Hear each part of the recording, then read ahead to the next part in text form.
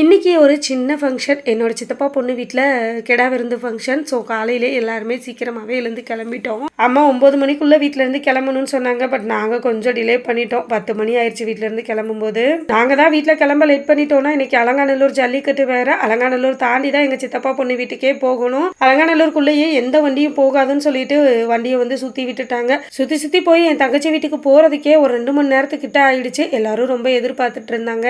வீட்டுக்கு போயிட்டு கொஞ்சம் நேரம் ரிலாக்ஸ் ஆகிட்டு அதுக்கப்புறம் டீ காஃபிலாம் கொடுத்தாங்க. குடிச்சிட்டு கோவிலுக்கு கிளம்பிட்டோம். கோவில் வீட்டுக்கு பக்கத்துலேயே தான் இருக்கு. இன்னைக்கு இந்த கோவில் திருவிழானால அந்த கிராமத்தில் உள்ள எல்லார் வீட்லையுமே இன்னைக்கு ஒவ்வொரு வீட்லையும் கெடா வந்து உரிச்சிட்டு இருந்தாங்க. நாங்கள் போகும்போது ஊரே பார்க்கும்போது அவ்வளோ அழகா இருந்தது. இந்த மாதிரி ஒவ்வொரு வீட்லையும் கெடா வெட்டி அவங்க சொந்த பந்தங்களை வர வச்சு சாப்பாடு போடுவாங்களாம். நான் இந்த மாதிரிலாம் நிறைய கேள்விப்பட்டிருக்கேன். பட் இன்னைக்கு தான் நேரில் பார்த்தேன். நாங்களும் நல்லா திருப்தியாக சாப்பிட்டோம். சாப்பிட முடியாத அளவுக்கு மட்டன் நிறைய வச்சாங்க.